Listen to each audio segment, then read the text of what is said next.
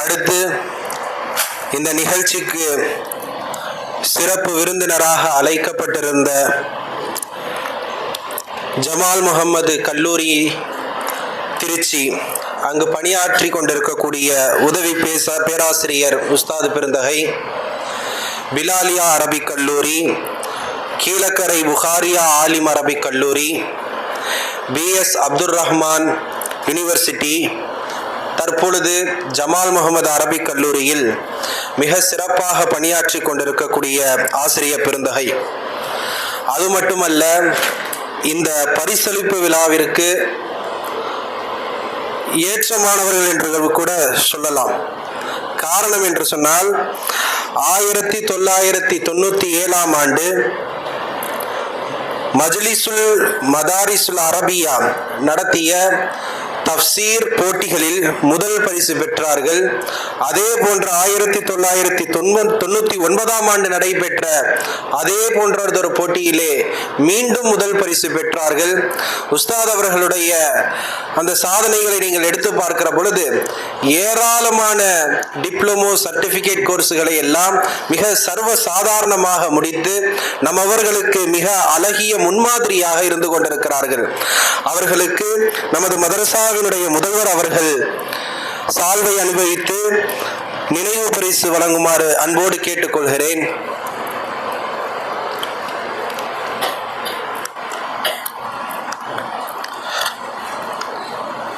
नारे तकबीर, नारे तकबीर, नारे रिसालत, सल्लू अलन नबी वसल्ली अला सय्यिदना मुहम्मदिन व अला आलि सय्यिदना मुहम्मदिन अल्लाहुम्मा सल्ली अला सय्यिदना मुहम्मदिन व अला आलि सय्यिदना मुहम्मदिन व बारिक व सल्लिम अल्लाहुम्मा सल्ली अला सय्यिदना. இப்பொழுது உஸ்தாத் பெருந்தகை அவர்கள் சிறப்புரையாற்றுவார்கள். Of an முடிச்சுக்கிட்டோமா?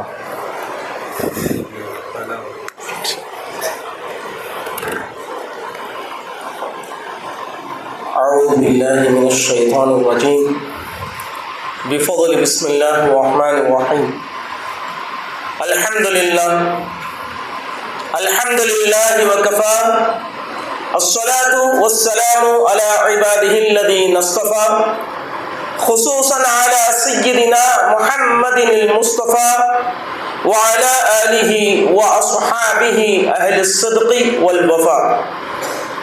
أما بعد، فقد قال تعالى في القرآن العظيم والفرقان المجيد: أعوذ بالله من الشيطان الرجيم بفضل بسم الله الرحمن الرحيم يرفع الله الذين آمنوا منكم والذين أوتوا العلم درجات.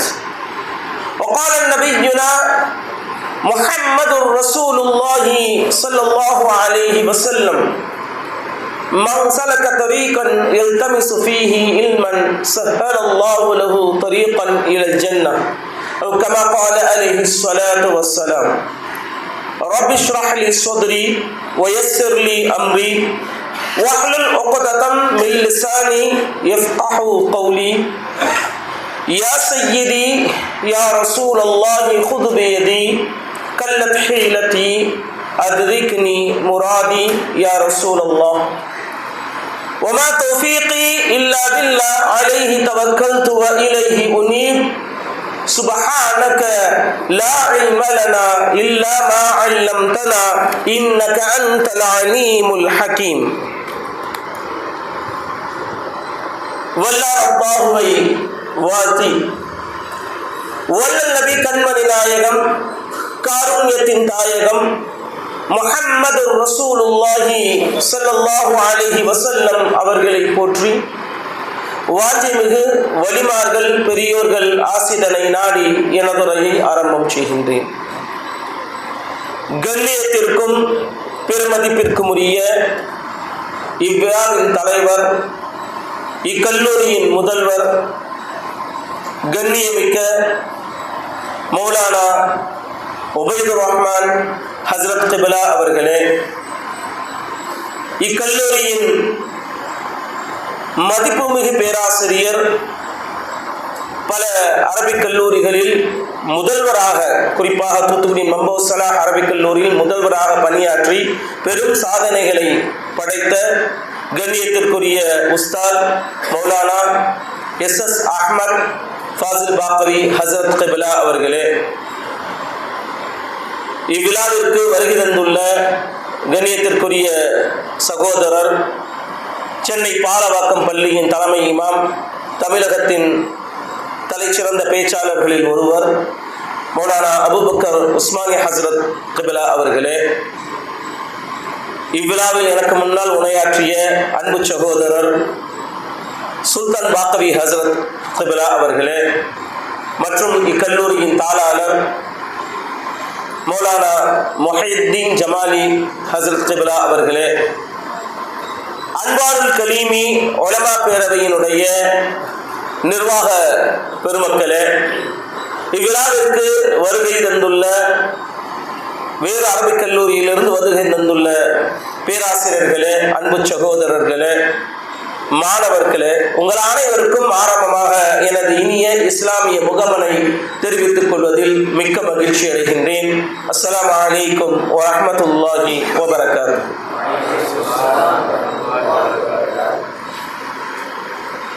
அருமையானவர்களே, ஆமீர் கலிமி அரபிக் கல்லூரிக்கும் எனக்கும் உள்ள தொடர்பு என்பது 17 ஆண்டுகளுக்கு முன்னால் ஏற்பட்ட தொடர்பு. மதரசா ஆரம்பிக்கிறதுக்கு முன்னாடியே இது போல மதரசா ஆரம்பிக்கலாம் பேசும்போதே இது சம்பந்தமாக நான் அப்போது பிலாலி அரபிக் கல்லூரியில் பணியாற்றி கொண்டிருக்கும் பொழுது மொய்தீன் ஹாஃபிஸா இதை பற்றி ஒரு பெரிய திட்டம் போட்டுக்கிட்டு இருந்தாங்க. அல்லாஹ்வுடைய கிருபையில சர்க்காருடைய மிகப்பெரிய தவஜ்ஜுஹோடு இக்கல்லூரி ஆரம்பிக்கப்பட்டு இதில் நான் 2-3 முறை வருகை தந்துள்ளேன். இந்த ப்ரோக்ராமுக்காக வந்திருக்கேன். இறுதி ஆண்டு மாணவர்களுடைய ப்ராஜெக்ட் வைவாவுக்காக வேண்டி வந்திருக்கேன். எனக்கு முன்னால் பேசிய அபூபக்கர் சொன்னாங்க இல்லையா, ரிசர்ச். எனக்கு தெரிந்து அரபிக் கல்லூரிகளில் இறுதி ஆண்டு மாணவர்களுக்கு ஒரு குறிப்பிட்ட தலைப்பை கொடுத்து அந்த தலைப்பின் கீழ் ஆராய்ச்சி செய்து ஒரு பெரிய ஒரு புத்தக வடிவில் ஒரு ரிசர்ச் தீசிஸ் ரெடி பண்ணி அதற்கு ஒரு சரியான முறையில் வைவா வாய்ப்பரிசை வைத்து அதற்கு பிறகுதான் ஆலிம் பட்டம் கொடுக்க வேண்டும் என்ற முறை வேறு எங்கு இருப்பது எனக்கு தெரியல. நானும் பல அரபிக் கல்லூரிகளில் அதாவது பணியாற்றி இருக்கிறேன், பார்த்திருக்கிறேன். ஆனா இது போன்ற ஒரு முறை கிட்டத்தட்ட அந்த தீசிஸ் எல்லாம் பாத்தீங்க அப்படின்னா கல்லூரிகளில், உதாரணமா ஒரு புது கல்லூரி அல்லது சென்னை பல்கலைக்கழகம் போன்ற கல்வி நிறுவனங்களில் சமர்ப்பிக்கப்படக்கூடிய ஒரு ஆய்வு கட்டுரைக்கு ஆய்வு தீசிஸ் அதற்கு ஈக்குவலா இருக்கும். நான் பார்த்திருக்கேன். அதனால அல்லாஹ்வுடைய கிருபையில இந்த கல்லூரியை பற்றி நன்றாக எனக்கு தெரியும். கல்லூரியில் பணியாற்றக்கூடிய ஆசிரியர்களையும் நன்றாக தெரியும். இப்ப இந்த கல்லூரியில படித்து முடித்த மாணவர்கள் இது போன்ற ஒரு விழா வச்சிருக்கோம், நீங்க வாங்க அப்படின்னு கேட்டப்ப மிகவும் மகிழ்ச்சியோடு ஒப்புக்கொண்டேன். ஏன்னா அதற்கு முன்னால் ஒரு சின்ன தொடர்பும் உண்டு. சர்க்கார் ஆமீர் ஷா ரஹ்மஹுல்லாஹ் அவர்கள் இந்த உலகை விட்டு மறைந்த பொழுது எனது கண்ணியத்திற்குரிய ஆசான் ஜமாலி அரபிக் கல்லூரியின் முதல்வர் மௌலானா சையத் ரயாஸ் அஹ்மத் ஜமாலி ஹசரத் அவர்கள் அரபியில் ஒரு கட்டுரை எழுதினார்கள். அந்த கட்டுரையை தமிழில் மொழிபெயர்க்கக்கூடிய பாக்கியத்தை அல்லாஹ் எனக்கு தந்தார். அந்த கட்டுரையை தமிழ்ல மொழிபெயர்த்து அவருடைய வாழ்க்கை வரலாறு, அவருடைய சாதனைகள், சர்க்காருடைய வாழ்க்கை வரலாறு மற்றும் சாதனைகளை அரபியில் எழுதியிருந்ததை நான் தமிழில் மொழிபெயர்த்து கொடுத்தேன். அந்த பாக்கியம் எனக்கு கிடைச்சது. இன்னொரு தொடர்பு இருக்கு. என்னவென்று சொன்னால், எனது தந்தை சர்க்காரிடம் பையத் வாங்கியவர்கள், பல வருடங்களுக்கு முன்னால் வாங்கினாங்க. ஸோ இந்த ஒரு கனெக்ஷன்லாம் இருக்கும்போது நான் கூப்பிடும் போது, எனக்கு அழைப்பு கொடுக்கும் போது என்னால் மறுக்கலாம் முடியல. கண்டிப்பாக வருகிறேன் என்று ஒப்புக்கொண்டேன். அல்ஹம்துலில்லாஹ். அப்ப இந்த கல்லூரி மென்மேலும் வளர்ந்து கொண்டே இருக்கிறது. இன்று இருக்கக்கூடிய சூழ்நிலையில இது போன்ற கல்லூரிகள் காலத்தின் கட்டாயம். சுல்தான் சொன்னாங்க இல்லையா,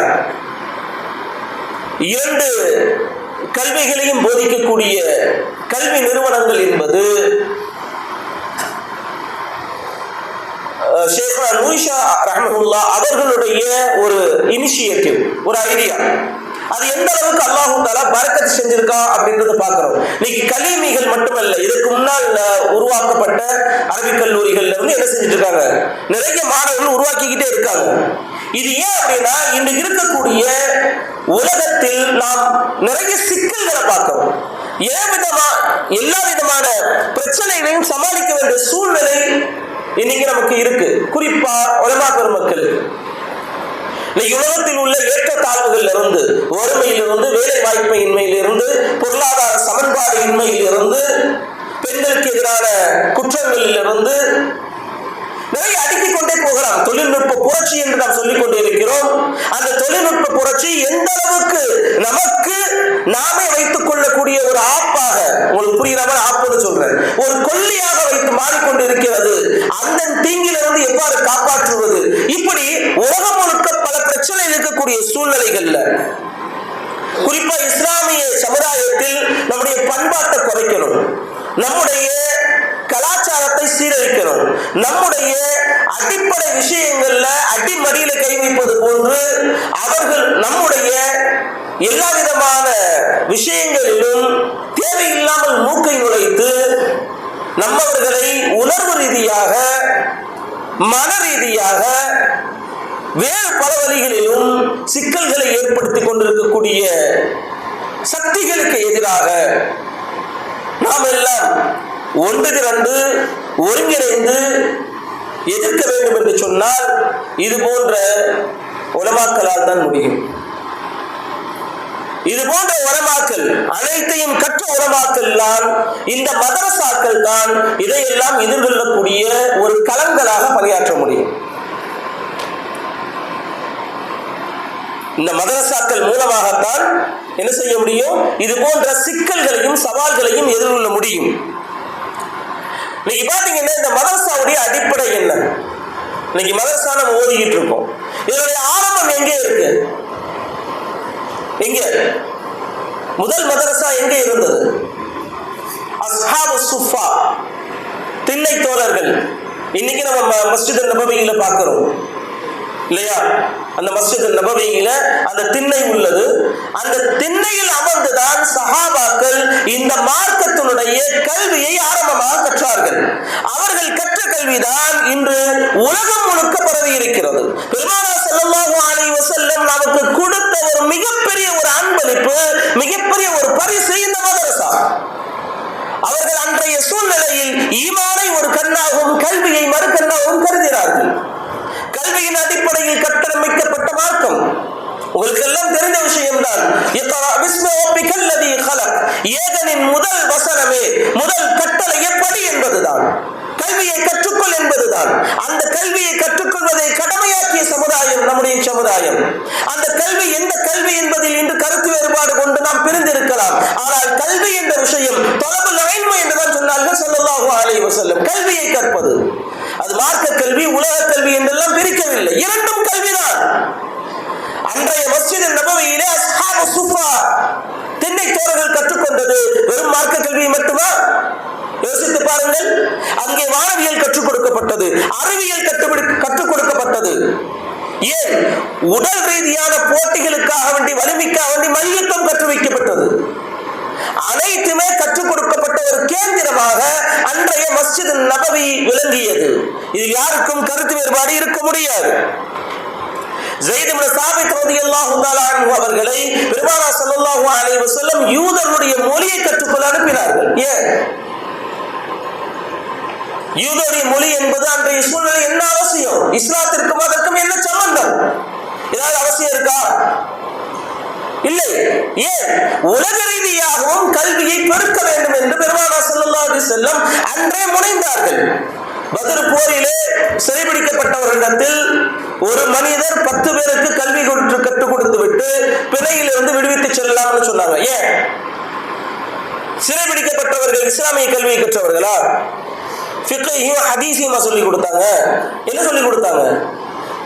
உலக கல்வி, உலக ரீதியான கணிதம், அறிவியல் அல்லது வரலாறு, புவியியல் போன்ற விஷயங்களை பெருமானார் ஸல்லல்லாஹு அலைஹி வஸல்லம் அவர்களிடத்தில் கற்றுக்கொள்ள வேண்டும் என்று சொன்னார்கள். இப்படி மஸ்ஜித் நபவி என்பது, அஸ்ஹாபு சுஃபா என்பதுதான் உலகத்தினுடைய முதல் மதரசா. இன்னைக்கு நான் இவ்வளவு பேசுறேன் அப்படின்னா ரொம்ப சிரமம் தான். ஏன்னா கொல்லன் தெருவில் ஊசி விற்கிற மாதிரி தான். எனக்கு முன்னால் பேசிய சகோதரர் அபூபக்கர் உஸ்மானி ஹசரத்தா இருக்கட்டும், அல்லது அடுத்து பேச இருக்கக்கூடிய அல்லாமா அஹமது பாக்கவி ஹசரத் கிப்லாக இருக்கட்டும், அல்லது இங்க இருக்கக்கூடிய மற்ற ஆளுங்களாக இருக்கட்டும், அவங்களுக்குள்ள நான் பேசுறது கொல்லந்தூர்ல ஊசி விற்கிற மாதிரி அல்லது திருநெல்வேலிக்கு அல்வா கொடுக்குற மாதிரி கூட வச்சுக்கலாம். மேலப்பாளையத்துக்காரங்கனால திருநெல்வேலிக்கு அல்வான்னு சொல்லல, பொதுவா சொல்றேன். இப்போ உங்களுக்கு முன்னாடி நான் பேசுறது சிரமமான விஷயம் தான், என்னை பொறுத்துக்க கொஞ்ச நேரத்துக்கு. அப்ப ஒரு ஆலிம் என்பவன் அந்த கல்வியை கற்றவனாக இருக்க வேண்டும். வெறும் மார்க்க கல்வி மட்டும் கற்றவனாக இருந்தால் போதாது, எல்லா கல்வியிலையும் கற்றவனாக இருக்க வேண்டும். இப்னு சீனா கேள்விப்பட்டிருப்பீங்க, இப்னு ருஷ்த், இப்னு நஃபீஸ், குவாரஸ்மி, எடுத்து பாருங்கள் வரலாற்றை. அவர்கள் அனைவரும் மார்க்க கல்வியையும் கற்றவர்கள், முஃபஸ்ஸிராவும் இருந்திருப்பார்கள், அறிவியல் ரீதியாக சாதனையும் படைத்திருப்பார்கள். அவர்கள் பெரும்பாலும் அறிவியலில் சாதனை படைக்க உந்து சக்தியாக இருந்தது குர்ஆனும் ஹதீஸும். குர்ஆனையும் ஹதீஸையும் படித்து ஆராய்ச்சி செய்து விளங்கி அதன் மூலமாக புதிய அறிவியல் கண்டுபிடிப்புகளை வழங்கினார்கள் உலகத்திற்கு. இப்னு சீனாவுடைய கிதாபு திப்புலாம் பார்த்தீங்கன்னா தி பைபிள் ஆஃப் மெடிசன் சொல்றோம். மருத்துவத்தினுடைய அடிப்படை கோட்பாடுகளை மிக தெளிவாக சொல்லக்கூடிய ஒரு வேதத்திற்கு இணையான புத்தகம் எது? கிதாபு திப்பு. அப்ப அப்படிப்பட்ட உலமாக்களை உருவாக்கியது மதரசா. இந்தியாவில் எடுத்துக்கங்களேன், இந்தியாவில் எத்தனை மதரசாக்கள் இருந்தன தெரியுமா? இன்னைக்கும் நீங்க வட இந்தியாவில் எடுத்துக்கிட்டீங்கன்னா எத்தனையோ மதரசாக்கள் உள்ளன, அரசு உதவி பெறக்கூடிய மதரசாக்கள். இன்று அதை நிறைய கை வச்சுக்கிட்டு இருக்காங்க, அரசு உதவி கொடுக்க முடியாதுன்றாங்க, வேற விஷயம். ஆனால் மதரசாக்கள் வெறும் முஸ்லிம்கள் மட்டுமல்ல, மதரசா என்று சொன்னாலே மாற்று மத சகோதரர்களும் அங்கு படித்தார்கள். இந்தியாவின் முன்னாள் பிரதமர் லால் பகதூர் சாஸ்திரி கூட ஒரு மதரசாவில் பயின்றவர். ஆச்சரியமா இருக்கு இல்லையா?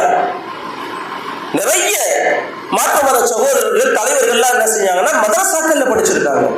இப்படி இன்னைக்கு இந்தியாவில் இருக்கட்டும், இப்ப தமிழ்நாட்டில் எத்தனையோ மதரசாக்கள் கடந்த 100 ஆண்டுகளுக்குள் பாத்தீங்க அப்படின்னு சொன்னா ஏராளமான அரபிக் கல்லூரிகள் உருவாகி இருக்கின்றன. இத்தனைக்கும் ஆரம்ப புள்ளி என்னவென்று சொன்னால், பெருமானார் ஸல்லல்லாஹு அலைஹி வஸல்லம் அவர்கள் சஹாபாக்களை வைத்து அவர்களுக்கு கல்வி போதித்த அந்த திண்ணை தான். அந்த சுஃபா என்பதுதான் உலகில் முதல் மதரசா, முதல் போர்டிங் ஸ்கூல்னு சொல்லலாம். போர்டிங் ஸ்கூல்னா என்ன?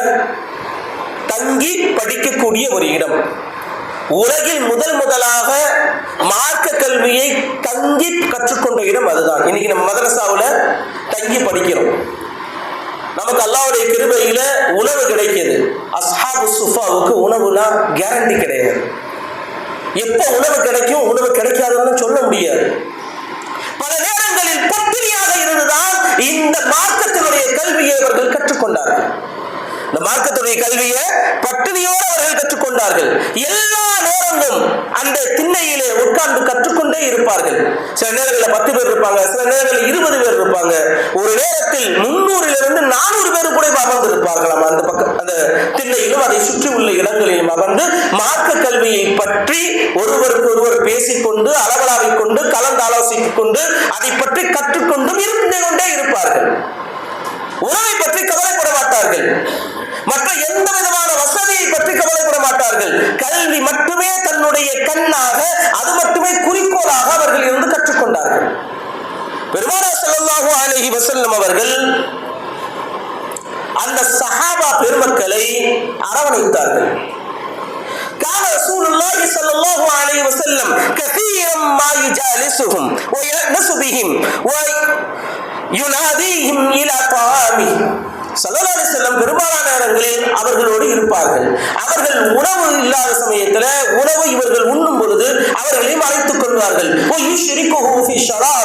அவர்கள் குடிக்கும் பொழுது, ஏதாவது தண்ணீர் அருந்தும் போது, ஏதாவது பானங்கள் அருந்தும் போது அவர்களையும் அழைத்து அவர்களுக்கும் அதை பங்கிட்டு கொடுப்பார்கள்.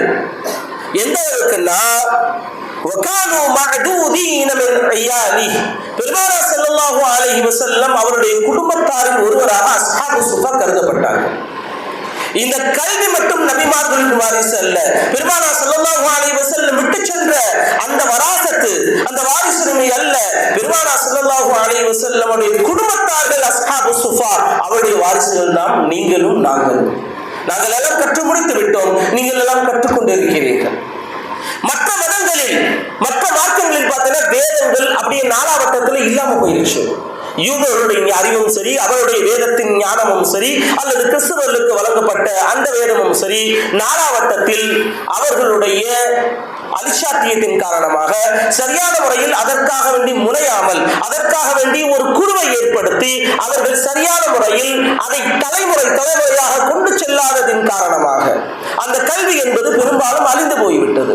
ஆனால் பெருமானார் ஸல்லல்லாஹு அலைஹி வஸல்லம் அவர்கள் காட்டி தந்த இந்த பாதை, இந்த மார்க்கத்தின் பொக்கிஷம் என்பது யாரிடத்திலும் எங்கேயும் தொலைந்து போகாமல் தொடர்ந்து இன்று வரை இருக்கின்றது என்று சொன்னால் அந்த அஸ்ஹாபு சுஃபாவுடைய தியாகம், உணவில்லாமல் அவர்கள் பட்ட தியாகம். நான் சொன்னது போன்று ஏறத்தாழ ஒரு 300-400 பேருக்கு மேல இருப்பாங்க. ஆனால் உணவுக்கு அவ்வளவு சிரமப்படுவாங்க. அல்லாஹ் அவர்களை பற்றி சொல்கின்றார், லில் ஃபுகரா அல்லதீன வஹ்சிரு ஃபீ சபீலில்லாஹ், அல்லாஹ்வுடைய பாதையில் இருக்கக்கூடிய அந்த ஏழைகள், லா யஸ்ததீஊன தர்பன் ஃபில் அர்த், அவர்கள் யாரிடத்திலும் போய் யாசகம் கேட்க மாட்டார்கள்.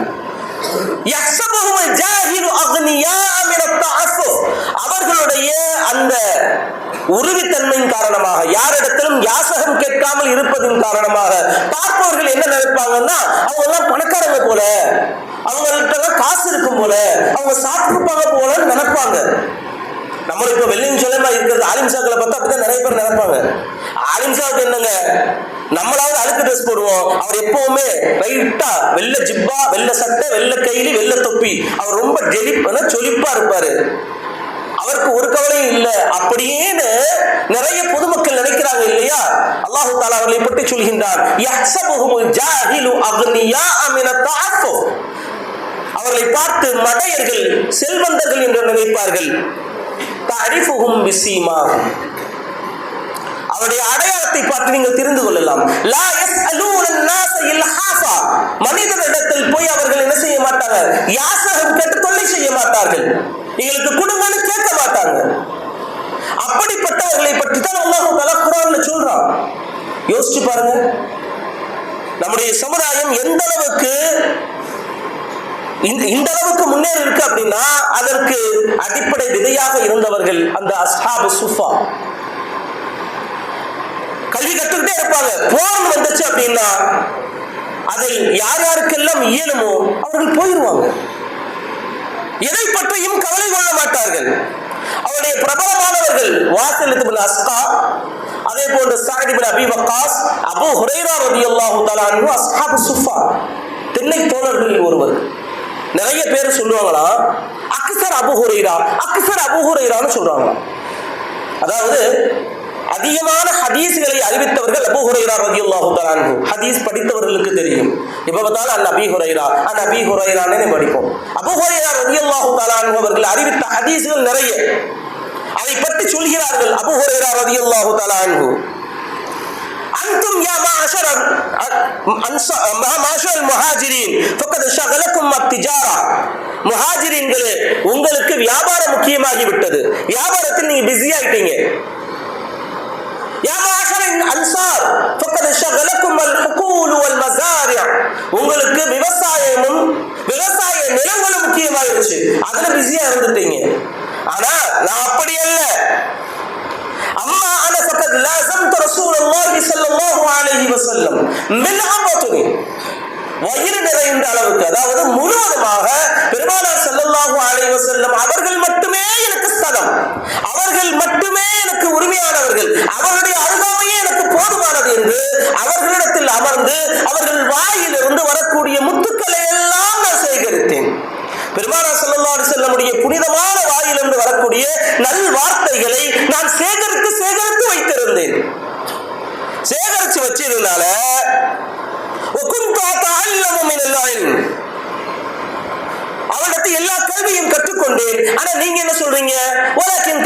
தகூலூன் அக்ஸர் அபூ ஹுரைரா அக்ஸர் அபூ ஹுரைரா கைஃப தகூலூன், எப்படி உங்களால சொல்ல முடியுது?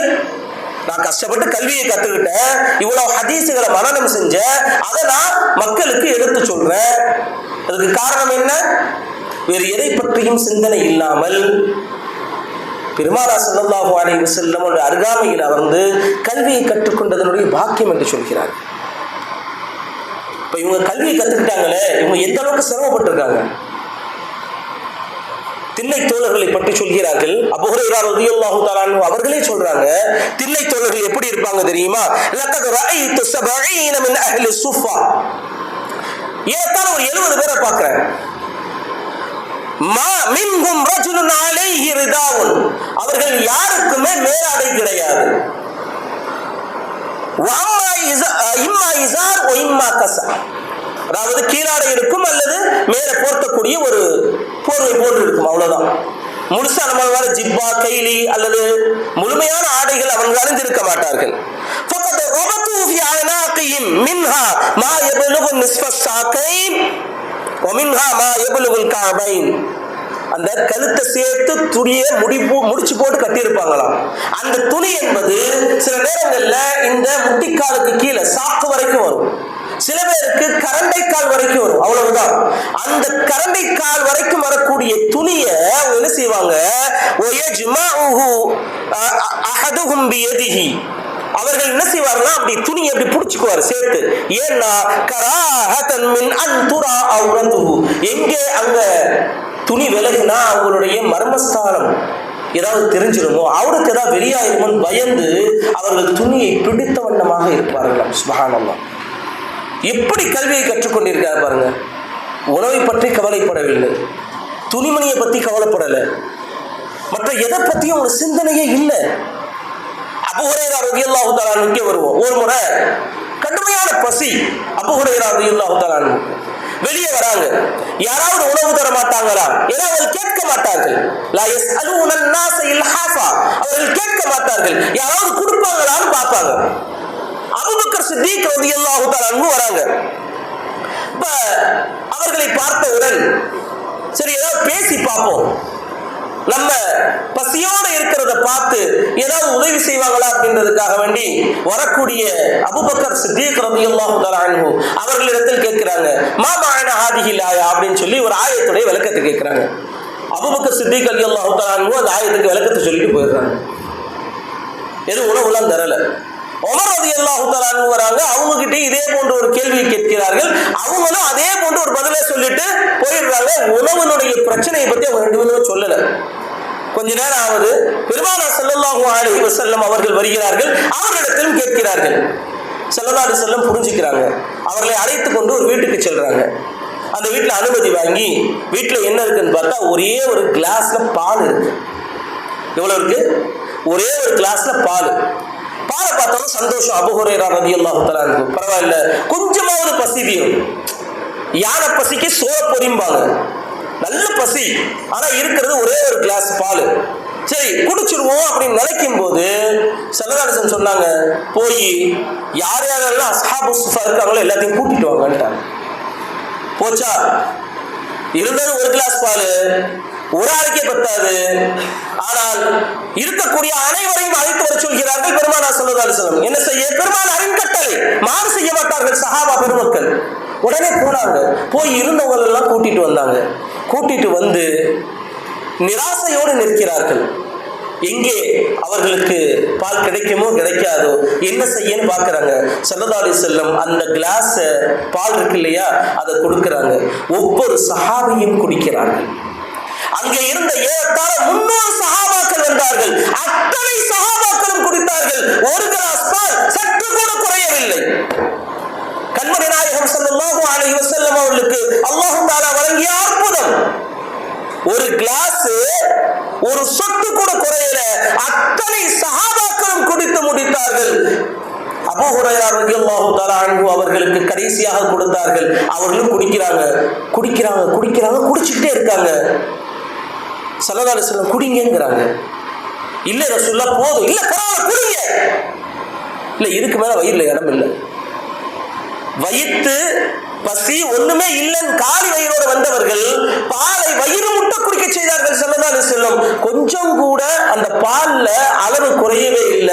ஸல்லல்லாஹு அலைஹி வஸல்லம் மிச்ச பாலை குடித்தார்கள் என்று இமாம் புகாரி ரஹ்மத்துல்லாஹ் அவர்கள் பதிவு செய்து வைத்திருக்கிறார்கள். எவ்வளவு முக்கியமான விஷயம் பாருங்க. கல்விக்காக வேண்டி அவர்கள் கஷ்டப்பட்டதுக்கு இங்க நம்ம கவனிக்க வேண்டியது, அல்லாஹு தஆலா உணவை அவர்களுக்கு வழங்கினான். وَمَن يَتَّقِ اللَّهَ يَجْعَل لَّهُ مَخْرَجًا وَيَرْزُقْهُ مِنْ حَيْثُ لَا يَحْتَسِبُ. அல்லாஹ் அப்படி சொல்றான். யார் இறைவனை அஞ்சுகிறாரோ அவர் நிறையாபுரத்திலிருந்து அல்லாஹ் வழங்குவான். இது போன்று நீங்கள் கல்வி கற்க வந்திருக்கிறீர்கள், அல்லாஹு தஆலா உங்களுக்கு மேன்மையை வழங்குவான். يَرْفَعِلَّهُ الَّذِينَ آمَنُوا مِنكُمْ وَالَّذِينَ أُوتُوا الْعِلْمَ دَرَجَاتٍ. உங்கள் அனைவருக்கும் தெரிந்த வசனம். கல்வி கொடுக்கப்பட்ட உங்களுக்கு அல்லாஹு தஆலா அந்தஸ்துகளை உயர்த்துவான். ஆனால் அந்த அந்தஸ்து உயர்த்தப்பட வேண்டும் என்று சொன்னால் நீங்க என்ன செய்யணும்? நீங்க என்ன செய்ய போறீங்க? கல்வி கற்க வந்து விட்டோம், ஏதோ தலையெழுத்து வீட்டுல கொண்டு வந்து சேர்த்துட்டாங்க, நம்மளும் கத்துட்டு 7 வருஷத்தை முடிச்சுட்டு போயிடும் நினைச்சா அந்த கல்வியில் அந்த பட்டத்தில் எந்த நன்மையும் கிடைக்காது. நன்றாக புரிந்து கொள்ள வேண்டும். கல்வி கற்கக்கூடிய காலத்தில் நீங்கள் எந்த அளவிற்கு உங்களை முழுமையாக அர்ப்பணிக்கிறீர்களோ, சொல்வார்கள் அல்லவா, அல்-இல்மு லா யுதீக பஅதஹு ஹத்தா துதீஹி குல்லக். கல்வி என்பது சிறிது கூட உங்களுக்கு கிடைக்காது. எது வரைக்கும் தெரியுமா? ஹத்தா துதீஹி குல்லக், முழுமையாக உங்களை நீங்கள் ஒப்படைக்கின்ற வரை. கல்வி வேணும்னா அது கடைசரக்கு அல்ல. கடையில போய் 1 கிலோ இல்மு, 2 கிலோ ஹிக்மத், 1/2 கிலோ தஃப்சீர் வாங்கி வர முடியுமா? இல்ல. அல்லாஹ் தஆலா கொடுக்கக்கூடிய ஞானம் இது. யுத்தில் ஹிக்மத மன் யஷா. நாடியவருக்கு தான் இந்த ஞான பொக்கிஷத்தை அல்லாஹ் வழங்குவான். வமன் யுரிதில்லாஹு பிஹி கைரன் யுஃபக்கிஹுஹு ஃபித்தீன். அல்லாஹ் யாரை நாடுகிறானோ அவர்களை தான் மார்க்க அறிஞராக ஆக்குவான். உங்களை அல்லாஹ் தஆலா நாடி இருக்கிறான், இங்கே கொண்டு வந்து சேர்த்து இருக்கிறான். மிகச்சிறந்த ஒரு இடத்தில் நீங்கள் வந்திருக்கிறீர்கள். உங்களுக்காக வேண்டி உலகத்தில் உள்ள அனைத்து நபர்களும் துஆ செய்கிறார்கள். இன்னல்லாஹு வ மலாயிகத்துஹு வ அஹ்லஸ் ஸமாவாதி வல் அர்த் ஹத்தா அன்-நம்லத்து ஃபி ஹஜ்ரிஹா. அந்த பொந்தில் இருக்கக்கூடிய எறும்பிலிருந்து வ ஹத்தல் ஹூத் ஃபில் பஹர், கடலில் இருக்கக்கூடிய மீன் வரை எல்லாரும் துஆ செய்றாங்க. யாருக்காக வேண்டி? யாருக்காக துஆ செய்றாங்க? கல்வி கற்கக்கூடிய, கல்வி கற்பிக்கக்கூடிய உங்களுக்காக வேண்டி துஆ செய்து கொண்டிருக்கிறார்கள். உங்களுடைய அந்தஸ்து உயர்வானது. அல்லாஹ் தஆலா இல்ம் என்ற வார்த்தையை மட்டுமே பார்த்தீங்க அப்படின்னா குர்ஆன்ல 779 முறை வருகிறது. இல்மு அதனுடைய முஸ்தகாத்துகள், يعلمون تعلمون يعلمون نعلمون, எப்படி வேணா வச்சுக்கோங்க. அந்த முஸ்தகாத்துகள், இல்முடைய முஸ்தகாத்துகள் 779 தடவை வருது குர்ஆன்ல. அதனால தான் அல்லாஹ் எப்படி சொல்றான், குல் ஹல் யஸ்தபில் லதீன يعلمون والذين لا يعلمون. அறிந்தவர்களும் அறியாதவர்களும் சமமாவார்களா? இப்ப நீங்களும் அடுத்தவங்க சமமான்னு கேட்டா இல்ல. உங்களை அல்லாஹ் தஆலா உயர்வாக வைத்துள்ளான். இன்னொரு கேட்கறான்ல, வமா யஸ்தபில் அமா வல் பஸீர் வலத்துலுமாத் வலன் நூர் வலதில்லு வலல் ஹரூர். கண் இருப்பவனும் இல்லாதவனும் சமமாக முடியுமா? இருளும் ஒளியும் சமமாகுமா? நிழலும் வெயிலும் சமமாகுமா? இல்லையே. அப்படி இருக்கும் பொழுது நீங்கள் படித்தவர்கள், இல்மை கற்றவர்கள், குறிப்பாக மார்க்க கல்வியை கற்றவர்கள், அல்லாஹ் தஆலா உங்களை இதற்காக தேர்ந்தெடுத்திருக்கான். சஹாபாக்கள்லாம் இந்த கல்வியை கற்பதற்காக வேண்டி உமர் ரலியல்லாஹு தஆலா என்ன செய்வாங்களா, ஏதாவது வேலை இருந்தால் அவர்கள் கல்வியை கற்பதற்காக வேண்டி பெருமானாரோடு இருப்பார்கள். ஏதாவது வேலை வந்து விட்டால் தனக்கு பிரதிநிதியாக ஒரு ஆளை நியமித்து பெருமானார் ஸல்லல்லாஹு அலைஹி வஸல்லம் அன்னைக்கு என்ன சொல்றாங்க அப்படின்றத ரெக்கார்ட் பண்ணி அவங்க அதை கத்துக்குவாங்களாம். இங்க ஹதீஸ் கிதாபுகள்ல இது ஒரு பாபி பார்க்கலாம். தனாவுபு ஃபி தஅல்லுமில் இல்ம் வ ஃபில் இல்ம். கல்வி கற்பதில தனாவுனா என்ன அர்த்தம்? நௌபா. எப்படிமா நௌபான என்ன அர்த்தம்? உனக்கு பகரமாக நான் மாத்தி மாத்தி என்ன செய்யறது, அதற்காக வேண்டி ஷிஃப்ட் வச்சுக்கிறது. அது போன்று சஹாபாக்கள் என்ன செஞ்சாங்க, கல்வியை கற்றுக்கொண்டார்கள். இப்ப இன்னைக்கு நம்ம மார்க்க அறிஞர்கள்லாம் பார்த்தீங்கன்னா இமாம் அபூ ஹனீஃபா பத்தி சொன்னாங்க, இமாம் அபூ யூசுப் ரஹிமஹுல்லாஹ் எல்லாத்தையும் பத்தி சொன்னாங்க. எவ்வளவு சிரமப்பட்டு கல்வியை கற்றார்கள். இமாம் ஷாஃபி ரஹ்மத்துல்லாஹி அலைஹி. நம்ம சமீபத்தில் கூட பாத்தீங்கன்னா சென்ற நூற்றாண்டு அப்துல் ரஹீம் ராய்பூரி அவங்க என்ன செஞ்சாங்கன்னா தேவபந்த் மதரசாவுக்கு போயிருக்காங்க. தேவபந்த் மதரசாவில் பாத்தீங்க அப்படின்னா சீட்டு இல்லை. முதல்வரை போய் சந்திக்கிறாங்க, எவ்வளோ சிரமப்படுறாங்க, சீட்டு இல்லைன்னு சொல்லிட்டாங்க. இப்போ சீட்டு இல்லைன்னாலும் பரவாயில்ல, என்னை எப்படியாச்சும் கல்வி கற்க நீங்கள் சேர்த்துக்கணும் போது சாப்பாடு கொடுப்பதற்கு வசதி இல்லை. நீங்கள் வேண்டுமானால் மதரசாவில் தங்கிக் கொள்ளலாம், கல்வியை கற்றுக்கொள்ளலாம், சாப்பிடுவதற்கு முடியாது அப்படின்ட்டாங்க. இப்போ அவங்க என்ன செஞ்சாங்கன்னா, அப்துல் ரஹீம் ராய்பூரி ரஹமத்துல்லா அந்த தேவன் மதரசாவுக்கு பின்னாடி பல கடைகள் இருக்குமா, என்னது பல கடைகள், அதில் அழுகி போன பழங்கள் எல்லாம் நைட்டில் தூக்கி போடுவாங்களாம். அந்த பழங்களை எடுத்து சாப்பிட்டு கல்வியை கற்றுக்கொண்டார்களாம். அல்லாஹ்வுடைய கிருபையில் நம்ம அப்படியெல்லாம் என்ன செய்யலை, சிரமப்படலை. நம்ம ஃபேன் இருக்குது, லைட் இருக்குது, எல்லாமே இருக்குது. இமாம் கஸாலி ரஹ்மத்துல்லாஹி அலைஹி தெருவிளக்கில் கல்வியை கற்றுக்கொண்டார்களாம். தெருவிளக்கில் பெருசாக சொல்லுவாங்க, ஆப்ரஹாம் நீங்கள்லாம் தெருவிளக்கில் படித்தாரெல்லாம் சொல்லுவாங்க. இமாம் கஸாலி ரஹ்மத்துல்லாஹி அப்படி தான் படிச்சிருக்காங்க. இன்னைக்கு இருக்கக்கூடிய சூழ்நிலையில் எல்லா வசதிகளையும் அல்லாஹ் தஆலா நமக்கு கொடுத்திருக்கான், எல்லா விதமான உயர்வுகளையும் கொடுத்துள்ளான். மிகச்சிறந்த ஒரு மதரசாவில் அல்லாஹ் தஆலா உங்களை கொண்டு வந்து வைத்துள்ளான். இந்த சமயத்தில் நீங்கள் உங்களுடைய மனதில் நிறுத்த வேண்டிய சில அறிவுரைகளை சொல்லி முடிக்கிறேன். அல்லாஹு தாலா ஒரு பெரிய ஷேக் நாயகத்துடைய தர்பாரில் அவர்களுடைய அருகாமையில் அவர்கள் பெயரால் அமைந்துள்ள கல்லூரியில் அவர்கள் பெயரால் வழங்கப்படக்கூடிய ஒரு பட்டத்தை பெறக்கூடிய மக்களாக அல்லாஹு தாலா உங்களை தேர்ந்தெடுத்து இங்கே வச்சிருக்காங்க.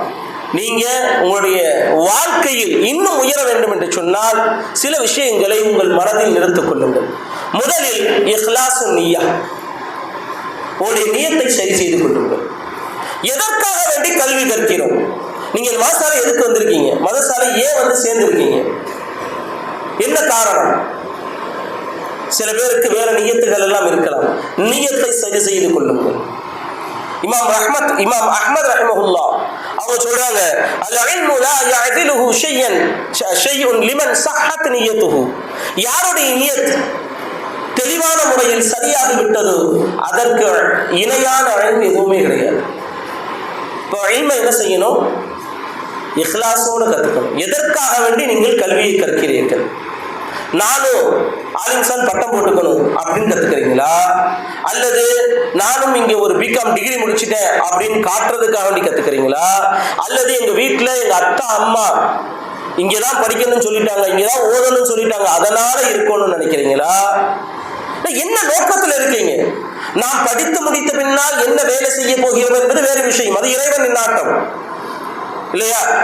இறைவன் என்ன நாடி இருக்கிறாரோ அந்த நோக்கத்தில் வேலை செய்யலாம், வேலைகளை பார்க்கலாம். ஆனால் இருக்கின்ற காலம் வரை இங்கே கல்வி கற்க உள்ள நுழைந்ததிலிருந்து வெளியே போகின்ற வரை உங்களுடைய நியத் இஹ்லாஸான நியத்தாக இருக்க வேண்டும். ஸல்லல்லாஹு அலைஹி வஸல்லம் தெளிவாக சொன்னார்கள், லா ததஅல்லமு அல் இல்ம, நீங்கள் கல்வியை கற்க வேண்டாம். எதுக்காக வேண்டி கல்வி எதுக்காக வேண்டி கற்றுக்கொள்ளணும்? ஸல்லல்லாஹு அலைஹி வஸல்லம் சொல்றாங்க, லா ததஅல்லமு அல் இல்ம், நீங்கள் கல்வியை கற்க வேண்டாம். எதற்கு? லிதபாஹு பிஹில் உலமா வ லிதமாரு பிஹி சுஃபஹா, உலமாக்களோடு பெருமை பாராட்டுவதற்காக வேண்டி நானும் கல்வியை கத்துட்டேன், நானும் ஆலிம்சாவாயிட்டேன், நானும் பட்டம் வாங்கிட்டேன் அப்படின்னு பெருமை பாராட்டுவதற்காக வேண்டியோ, அல்லது மடையர்களோடு உங்களுடைய புறமையை காட்டுவதற்காக வேண்டியோ, உங்களோட ஒருத்த அந்தஸ்துல கல்வியில குறைவாக இருந்தா அவர்களிடத்துல போய் நான் பெரிய ஆள் தெரியும்ல, எனக்கு எல்லாம் தெரியும்ல அப்படின்னு அவர்களோடு போட்டி போடுவதற்காக வேண்டியும், அல்லது அடுத்து ரொம்ப முக்கியமான விஷயம், மக்களுடைய முகங்களை எல்லாம் உங்கள் பக்கம் திருப்ப வேண்டும். மக்கள் அனைவரும் உங்களை கண்ணோக்கி அப்படி எட்டி பார்க்கணும். என்ன மனுஷன் அவரு, என்னமா பண்றாரு, என்னமா படிக்கிறாரு, அல்லது என்னமா இருக்கிறாரு அப்படின்னு மக்களை உங்கள் பக்கம் ஈர்க்க வேண்டும் என்பதற்காக வேண்டி நீங்க போய் பயான் பண்றீங்க அல்லது ஒரு வேலை செய்றீங்க, மக்கள் உங்களை பார்த்து ஈர்க்கப்படுகிறார்கள், வேறு விஷயம். ஆனால் மக்களை ஈர்ப்பதை மட்டுமே உங்களுடைய நோக்கமாக கொண்டு அதற்காக வேண்டி யாராவது நீங்க கல்வி கத்துக்கிட்டீங்கன்னா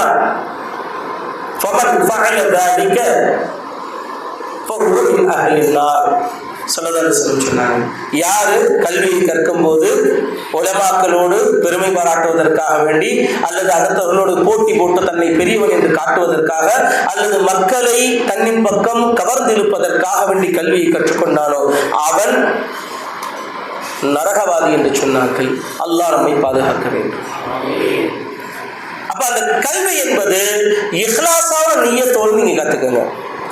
ரெண்டாவது என்ன அப்படின்னா, ரஃபுல் ஜஹலி அன் நஃப்ஸிஹி வ அன் கைரிஹி. முதலில் உங்களை விட்டு மடமையை நீக்கிக் கொள்ள வேண்டும். நீங்க தெளிவா இருக்கணும், அதுக்கப்புறம் தான் அடுத்தவங்களை தெளிவுபடுத்தணும். இன்னைக்கு நிறைய பேர் பார்த்தீங்க அப்படின்னா, நான் யாரையும் குறிப்பிட்டு சொல்வதற்காக சொல்லவில்லை, சில உலமாக்கள் சில விஷயங்கள்ல அவர்களும் தெளிவில்லாமல் அடுத்தவர்களையும் குழப்பிக் கொண்டிருக்கிறார்கள். சில விஷயங்களை என்ன செய்யணும், தெரியல அப்படின்னா தெரியலன்னு சொல்லிடணும். ஆனால் எடுத்தவன என்ன செய்யறது அப்படின்னா, ஒரு ஃபத்வாவை கொடுத்து இதுதான் சரி என்று சொல்லி தானும் குழம்பி அடுத்தவரையும் குழப்பிக் கொண்டிருக்கிறார். அல்லாஹ் சொல்வது ஒன்று தல்லு வா தல்லு இல்லை, அது போல இருக்கக்கூடாது. முதல்ல எந்த ஒரு விஷயத்தையும் தெளிவாக நீங்கள் தெரிந்து கொள்ளுங்கள். ரஃபுல் ஜஹலி அன் நஃப்ஸிஹி. முதலில் ஜஹாலத் என்பதை நீக்கி விடுங்கள். இந்த உலகத்துல ஜஹாலத் இல்லாம யாருமே இருக்க முடியாது. ஜஹாலத்னா என்ன? ஜஹாலத்னா என்ன அர்த்தம்? அறியாமை இல்லையா? அறியாமை என்பது எல்லாருக்கும் உள்ளது. எல்லாருக்கும் எல்லாத்தையும் பத்தி தெரியணும்னு அவசியமே இல்லை. இந்த பில்டிங்க்கு என்ன சிமெண்ட் போன எனக்கு தெரியாது இல்லையா? இந்த லைட் எப்படி ஒர்க் ஆகுது எனக்கு தெரியாது. நான் அதை பற்றி படித்தவன் இல்லை. ஆனால் மார்க்க ரீதியாக கேட்டீங்கன்னா எனக்கு சில விஷயங்கள் தெரியும். ஆனால் அனைத்தும் தெரியுமா என்று கேட்டால் நிச்சயமாக இல்லை என்றுதான் சொல்லுவேன். தைரியமாக சொல்லணும். அல்லாஹ் சொல்றான், தனக்கு தெரியாத விஷயத்தை தெரியவில்லை என்று சொல்ல வேண்டும். எடுத்தவன ஃபத்வா கொடுக்க கூடாது. முதலில் ஜஹாலத்தை உங்களை விட்டு அகற்றிவிட்டு அதற்கு பின்னால் அடுத்தவர்களுக்கு அதை அகற்றுவதற்கு முயற்சி செய்யுங்கள். முதல்ல நஃப்ஸிஹி, இரண்டாவது அன் கைரிஹி. மூன்றாவது விஷயம், என் நிலையிலும் எக்கணத்திலும் எந்த சூழ்நிலையிலும் ஷரியத்தை விட்டு விடாதீர்கள். ஷரியத்தை பத்தி எவன் கேட்டாலும் அதுல காம்ப்ரமைஸ் பண்ண வேண்டிய அவசியமே கிடையாது. ஹஜ்ரத் சொன்னாங்கல்ல, நம்ம எப்படியாவது மாற்ற வேண்டும். எப்படியாச்சும் இது ஹலால ஹராமன் ஆக்கிடுவோம், ஹராம ஹலால் ஆக்கிடுவோம். சில பேர் எப்படி கேட்பாங்க, எடுத்தவனைய ஹஜ்ரத் இது ஹலால் தானே அப்படின்னு கேட்பான். இது சரியா தவறான்னு கூட கேட்க மாட்டாங்க. எடுத்தவனை வந்து இது ஹலால் தானே, இல்ல என்ன தப்பு இருக்கு. சில பேர் கேட்கக்கூடிய காரியமே வித்தியாசமா இருக்கும். ஒரு ஆள் வந்து கேட்டாரு, அதற்கு இந்த நிச்சயிக்கப்பட்ட பொண்ணோட பேசுறது ஜாயிஸ் தானே, இல்லைன்னா தப்பு இருக்கு அப்படின்றாரு. நான் கேட்டேன், எப்படிங்க ஜாயிஸ்? அதான் நிச்சயம் ஆயிருச்சு இல்ல, இதான் மாப்பிள்ளை இதான் பொண்ணு நிச்சயம் ஆயிருச்சு, நாங்க வந்து பரிசை வச்சுட்டோம், கல்யாணம் பண்ண போறோம் அடுத்த மாசம், இப்ப பேசுனா என்ன தப்பு? நான் ஊர் சுத்த கூட கேட்கல, பேசுறது தானே, இல்ல தப்பு இருக்கா அப்படின்னு கேட்டாரு. இல்லங்க கூடாதுங்க. அதற்கு நீ என்ன கூடாதுங்கிறிய, இதுல என்ன தப்பு இருக்கு? யோசிச்சு பாருங்க, லாஜிக்கலா யோசிச்சு பாருங்களேன். ரெண்டு பேரும் சரிசமம் ஆயிட்டாங்க, அவங்க தான் பொண்ணு அவங்க தான் மாப்பிள்ளை எல்லாம் நிச்சயம் பண்ணிட்டோம்ல. அவர் திரும்ப திரும்ப சொன்ன விஷயத்தை சொல்லிக் கொண்டு இருக்கிறார். அப்ப நம்ம ஷரியத்தை விட்டு கொடுக்க முடியுமா? நான் கடைசியா பார்த்தேன், ஒரே வார்த்தை தான் கேட்டேன். அந்த மாப்பிள்ளை பேசி வச்சிருக்கீங்க இல்லையா, ஒருவேளை அல்லாஹ் பாதுகாக்கணும், ஒரு விபத்துல இறந்துடுறான்னு வைங்களேன், அந்த பெண் இதா இருப்பாளா அப்படின்னு கேட்டேன். அது எப்படி இருக்க முடியும்? அந்த பொருளுக்கு தான் கல்யாணம் ஆகணும்ல, கல்யாணம் ஆகாம எப்படி இதா இருக்கிறது? அப்ப கல்யாணம் ஆகாம எப்படி பேசுறது? ஒரு பெண் ஒரு ஆணோட பேச வேண்டும் என்று சொன்னால் அது ஹலாலான முறையில் தான் இருக்கணும். இப்ப இத கூட நம்மகிட்ட விட மாட்டாங்க சமுதாயம். எப்படியாவது உங்களை மண்டையை கழுவி ஒரு கட்டத்துல வெறுத்து போய் என்ன செய்யணும், உங்களை சிக்கலில் மாட்டி விடுவார்கள். கவனமாக இருக்க வேண்டும். ஷரியத்தை பாதுகாக்க சூழ்நிலையில இன்னைக்கு உலமாக்கள் சந்திக்கக்கூடிய பிரச்சனை பெரிய பிரச்சனை. சமீபத்தில் நடந்த ஒரு பெரிய ஒரு குழப்பம் நீங்கள் கேள்விப்பட்டிருக்கலாம். சென்னையில் ஒரு முக்கியமான பள்ளியில் நடந்த ஒரு குழப்பம். என்ன குழப்பம் தெரியல, கேள்விப்பட்டிருக்கீங்களா? ஷேக்குடைய காலில் முத்தமிடுவது ஜாயிஸா இல்லையா? இத ஜாயிஸ் தவறு கிடையாதுன்னு சொன்னதுனால ஒரு இமாமை மிகப்பெரிய பிரச்சனை செய்து விலக்கிய ஒரு பெரிய கலவரம்லாம் நடந்தக்கூடிய காலகட்டத்தில் வாழ்ந்துகிட்டு இருக்கோம். அப்ப இவன் சொன்னதுக்காக வேண்டி ஷரியத்தை விட்டு விட வேண்டிய அவசியம் இல்லை. ஷரியத் இதுதான், ஹதீஸ்ல வருது, குர்ஆன்ல வருது. பெருமானார் ஸல்லல்லாஹு அலைஹி வஸல்லம் சஹாபாக்களும் வழிகாட்டி இருக்கிறார்கள். அந்த அடிப்படையில நாங்க செய்யறோம் அப்படின்ற விஷயத்துல தெளிவா இருங்க. ஆக முதலில் நியத்தை சரி செய்து கொள்ளுங்கள். இரண்டாவதாக உங்களுடைய மடமையை நீக்கிவிடுங்கள். எந்த ஒரு விஷயத்திலும் தெளிவா இருங்க. மூன்றாவது ஷரீஅத்தை எந்த நிலையிலும் விட்டு விடாதீர்கள். நீங்கள் ஷரீஅத்தின் பாதுகாவலர்கள். நீங்கள் ஷரீஅத்தின் பாதுகாவலர்கள். நீங்க தான் ஷரீஅத்தை பாதுகாக்கணும். நம்ம பாதுகாக்கல அப்படின்னு சொன்னா இந்த ஷரியத்துடைய சட்டங்கள் நாலாவட்டத்துல அப்படியே என்ன ஆயிடும்? டைல்யூட் ஆயிடும். டைல்யூட் என்று சொன்னா அப்படியே கொஞ்சம் கொஞ்சமாக மாற்றப்பட்டு விடும். நம்ம தலையிலே ஏறி உட்கார்ந்துக்குவாங்க. அப்படிதான் நடந்துகிட்டு இருக்கு இன்னைக்கு. அரசாங்கமும் சரி, அரசும் சரி, அரசியல்வாதிகளும் சரி, நம்முடைய சமுதாயத்தில் இருக்கக்கூடிய சில நச்சு பாம்புகளும் சரி என்ன செய்வாங்க? ஷரியத்தை மாற்றுவதற்கு எப்படி வேணாலும் முயற்சி செய்வாங்க. விட்டுறாதீங்க. நான்காவது ரஹாபத்து ஸத்ர் ஃபீ மஸாயிலில் খিলাফ. சில நேரங்களில் பிரச்சனை வரும்போது தாராள மனசோடு விட்டுட்டு போயிருக்கு. நான் சொல்வது அகீதா ரீதியான பிரச்சனைகள் அல்ல. சில மஸ்அலாக்கள் ஹனஃபியா, ஷாஃபியா இது போன்ற விஷயங்கள் வரும் இல்லையா? ஹனஃபி மதஹுடைய சட்டம் என்ன, ஷாஃபி மதஹுடைய சட்டம் என்ன, அல்லது ஒரு பள்ளியில் இருக்கும்போது சில லேசான விஷயங்கள் எல்லாம் நீங்க என்ன செய்யுங்க? கொஞ்சம் தாராள மனதோடு மக்களை அணுகுங்க. ரொம்ப ஒரு இறுக்கமான சூழ்நிலையிலும் நாம் மக்களை சென்று அவர்களோடு உறவாடக்கூடாது. மக்கள் எல்லாரும் ஒரே மாதிரி இது இல்லை. அன்னாஸ் ஜினாஸ், மக்கள் பலவிதமான நிலைகள் இருப்பாங்க. அவர்களை நாம் என்ன செய்ய வேண்டியிருக்கு? டேக்கிள் பண்ண வேண்டியிருக்காது. எந்த நிலையில் இருந்தாலும் சரி. நீங்க இமாமாகவே இல்லை என்று சொன்னாலும் சரி. இப்ப நான் ஒரு கல்லூரியில ஆசிரியரா இருக்கேன், இருந்தாலும் சும்மா இருக்கிறது கிடையாது. மக்கள் அதற்கு இது என்ன அது என்னன்னு கேட்கிறவங்க இருக்கத்தான் செய்யறாங்க. சரியா? அதனால அந்த குழப்பங்களை எல்லாம் சரி செய்து கொள்ளுங்கள். நிறைய பேசணும்னு நினைச்சிட்டு வந்த 1 மணி நேரம் பேசணும்னு முதல்ல சொன்னாங்க, அப்புறம் அரை மணி நேரம் ஆக்கிட்டாங்க. ஆனா அதையும் மீறி நான் 3/4 மணி நேரம் பேசிட்டேன்னு நினைக்கிறேன். நேரத்தை எடுத்துக்கொண்டதற்கு மன்னிக்கணும். ஏன்னா அசரத் இருக்காங்க, அவங்களுடைய பேச்சு என்பது மிக சிறப்பான ஒரு ஞானமுடைய பேச்சு. அது முன்னாடி என்னுடைய பேச்சு என்பது ஒரு பாவரத்தனமாக இருக்கும் என்று நினைக்கிறேன். அல்லாஹு தாலா பிழை பொறுக்கட்டும். என்னுடைய இந்த உரையில் ஏதேனும் தவறு இருந்தால் அல்லாஹு தாலா பிழை பொறுத்துக் கொள்ளட்டும். அதே போல நீங்களும் தவறுகள் இருந்தால் மனம் பொறுத்துக்கங்க. நாம் எதை சொன்னோமோ, எதை கேட்டோமோ அதன்படி அமல் செய்வதற்கும் அல்லாஹு தாலா நம்முடைய கல்வி பயணத்தில் எல்லா விதமான நன்மைகளையும், எல்லா விதமான பரக்கத்துகளையும், அபிவிருத்திகளையும் இஹ்லாஸோட நிய்யத்தோடு, மடமை நீக்கும் உயரிய நிச்சயத்தோடு, எல்லாவற்றிற்கும் மேலாக ஷரியத்தை பாதுகாக்கும் உயரிய பண்போடு வாழக்கூடிய ஆலிம்களாக நம் அனைவரையும் வல்லான் அல்லாஹ் ஆக்கியருள் புரிவானாக என்று வேண்டி விரும்பி துஆ செய்தவனாக என்னுடைய உரையை முடிக்கிறேன்.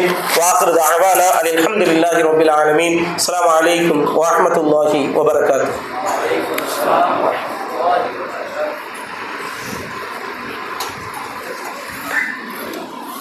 ஜஸாக்கல்லாஹு கைரன் ஹஸனன் ஜஸாக். உஸ்தாத்